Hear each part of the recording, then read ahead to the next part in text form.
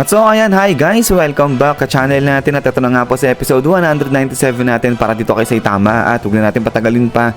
Simulan na natin yan at dito ngayon magsisimula sa grupo nito ni Fubuki dahil lumabas na nga sila dyan sa may HQ at eto nga paglabas nila talagang nakagulat sila, napakanga sila dyan sa nakita nila dahil ang nakita nga nila rito ay eto na yung nangyayari sa labas. Grabe, kagulo-gulo na at eto nga grabe yung mga pagsabog nga rito at eto ngayon talagang takot at takot itong grupo ni Fubuki. Sabi nga nila, teka, si Tornado ba yan? At ito nga talaga nagwawala ng araw yung si Tatsumaki. At ito ngayon sabi nga rito ni Eyelashes na yung pagsunod ba dyan kay Fubuki, ang ibig sabihin ba nito ay yung pagka-clash dyan sa halimaw na yan. So referring nga dyan kay Tatsumaki. So grabe yung takot nila kay Tatsumaki, hindi na sila makaimik dito. Pero ito nga biglang talon dito yan sa isang agent dahil sabi niya nga rito na alam ba ng HQ yung nangyayari dito, ano ro ba ginagawa nila? Pero yun maya maya may parang kumukontak sa kanya at eto nagulat dito, napatigil din itong agent na to sa nakita ng info. At then after nga niyan is boom dito dali-dali biglang lipad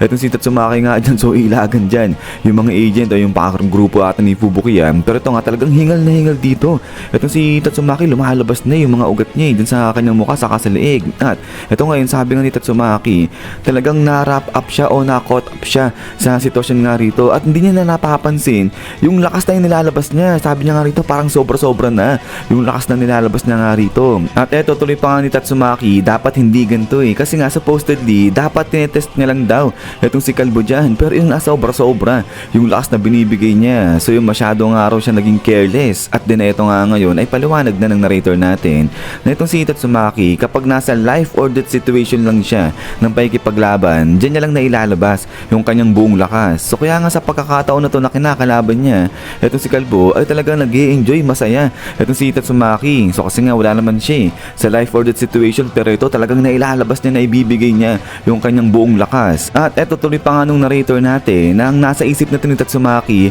si Blast lang yung kayang mag-withstand o yung kayang tumagal sa lakas niya sa mga pag-ataking ginagawa niya. Pero eto nga raw si Kalbo natin kakaiba at eto nga ngayon sabi ni Tatsumaki na kailangan tapusin niya na itong laban na to. At eto nga ay ginalaw na ni Tatsumaki itong kamay niya dyan at after nga yun, boom!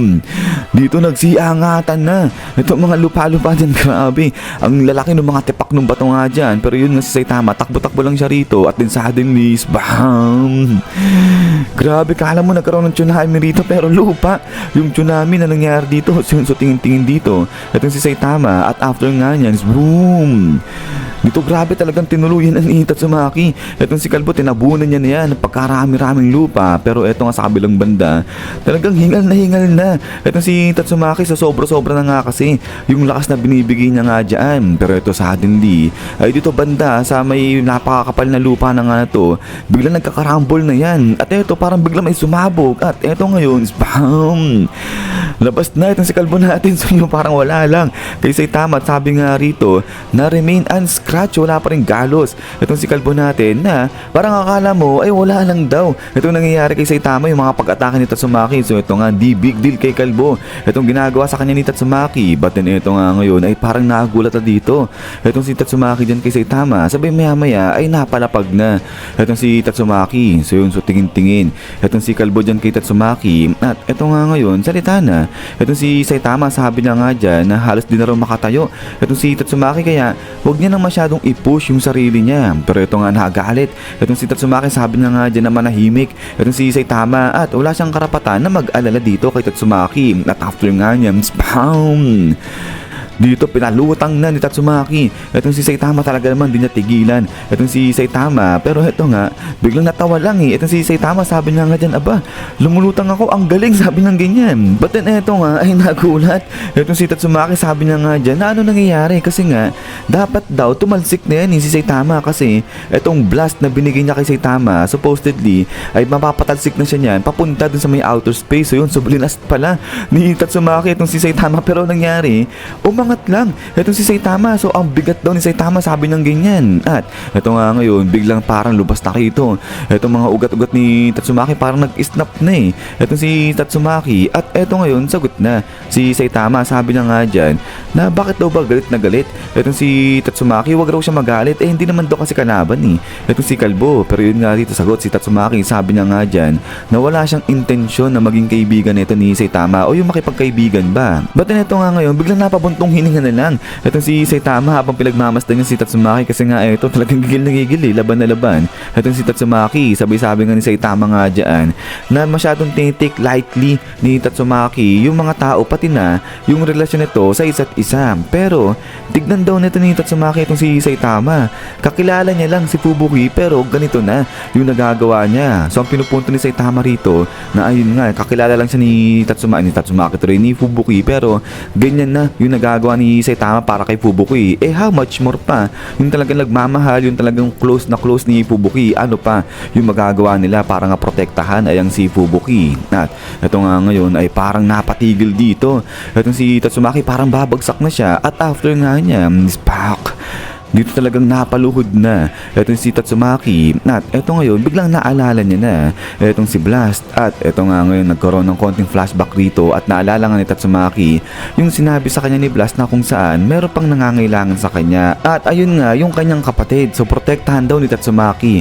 yung kanyang nakababatang kapatid. At eto nga ngayon, dali-dali naman, pag alis ni Tatsumaki dun sa may laboratory, pinuntahan niya kagad etong si Fubuki. So ito, batang-bata pa si Fubuki dyan. At eto nga ngayon, boom, labas etong si Tatsumaki dyan. At sabi niya nga rito kay Fubuki na magsama silang dalawa na. At ito nga ngayon, habang sinusundungan ni Tatsumaki si Fubuki, ay biglang may silabasan naman dyan sa may likuran niya ng mga Chokoyomi. So yun ay nagulat dyan etong si Tatsumaki. But then suddenly, eto nga, nagkaroon na nga rito ng mga pagkarami-raming dugo. At pagkatapos nga niya na eto nga ngayon, duguan etong si Tatsumaki, habang sa kabilang banda, eto nga, takot at takot si Fubuki. So yun, so parang seemingly pinatay ni Tatsumaki yung mga Chokoyomi. At ito, sabi ngayon ni Tatsumaki na sige na, sumama na sa kanya si Fubuki at poprotektahan niya itong si Fubuki. Pero yun nga, dahil sa nakita ni Fubuki, kaya takot at takot siya. At ito nga ngayon, suddenly, bigla niyang inatake itong si Tatsumaki dyan. So ito, iyak na iyak si Fubuki. Sabi niya nga dyan na hindi, ayaw niya,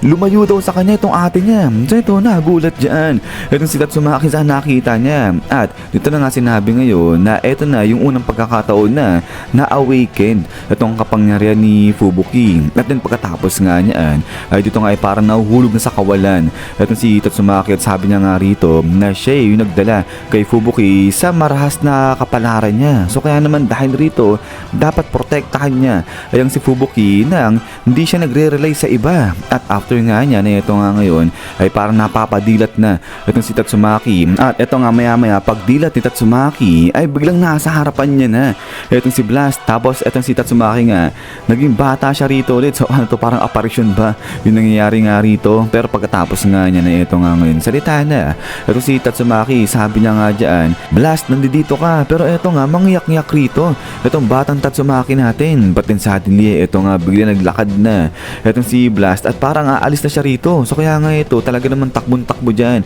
itong batang Tatsumaki natin, pinipigilan niyang umalis itong si Blast. At ito nga ngayon, habang hinahabol ni Tatsumaki itong si Blast, ang sabi nga ng narrator natin dito na itong si Blast lang yung kaisa-isang adult na nagbigay ng kalayaan para nga rito kay Tatsumaki. At ito nga ngayon ay talagang habol na habol pa rin itong si Tatsumaki dyan nga kay Blast. At sabi nga rito, talagang nag-expect ng malaki ng marami itong si Tatsumaki mula dyan kay Blast. At ito nga ngayon, sa isip-isip ni Tatsumaki ay i-recognize ni Blast itong kanyang lakas at tuturuan siya nito ng mas magandang paraan ng pamumuhay. At ito nga ngayon, napasigaw na itong si Tatsumaki. Sabi niya nga dyan kay Blast na talagang ginawa niya yung best niya, yung kanyang makaya. Pero ganun pa man rin, wala talagang nangyayaring maganda. At ito nga talagang naiiyak na itong si Tatsumaki. At ito nga ngayon, tuloy ni Tatsumaki na ngayon lahat natatakot na sa kanya. Pero kasi kung di naman daw sila matatakot dito kay Tatsumaki, ay baka maulit yung nangyari sa kanya dati. So yun nga, yung parang kinuha siya, kinulong siya dun sa laboratory. At tapos yun, pinag-eksperimentuhan siya. But then, ito nga ngayon, salita pa si Tatsumaki. Sabi na nga dyan kay Blast ano raw ba yung dapat niyang gawin.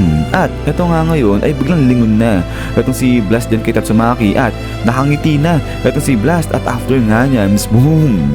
Dito talagang nasilaw dyan itong si Tatsumaki kasi nga biglang nagliwanag rito at ito nga ngayon biglang labas na dyan itong ulo ni Kalbo na talaga nagliliwanag. So tingin-tingin itong si Kalbo dyan kay Tatsumaki at ito nga ngayon ay back to present na dahil napadilat na nga dyan itong si Tatsumaki at after nga niya biglang upo na itong si Tatsumaki at ito ngayon salita na itong si Tatsumaki tuloy si Saitama at ito nga katabi niya na itong si Tatsumaki. Sabi nga dyan, ano, kamusta ka na? Okay ka lang ba? Sabi niya ganyan. At then pagkatapos nga nito isang so hanggang dito lang ito sa episode 197 natin. At so ayan, so medyo may pagka-relax lang itong episode nga natin dito, pero ito ay natapos na sa wakas itong laban ni Tatsumaki at saka nga ni Kalbo natin. So yun, so hindi kinaya ni Tatsumaki itong si Saitama dyan. Pero yun nga guys ay ulit ay maraming salamat sa walang sawang panonood dito kay Kalbo natin. At yun, hintay lang para sa next episode natin. So yun pala, huwag nyo kalimutan mag-iwan ng like kung natripan nyo itong video natin. So yun, so lagi mag-ingat, God bless nyo lahat at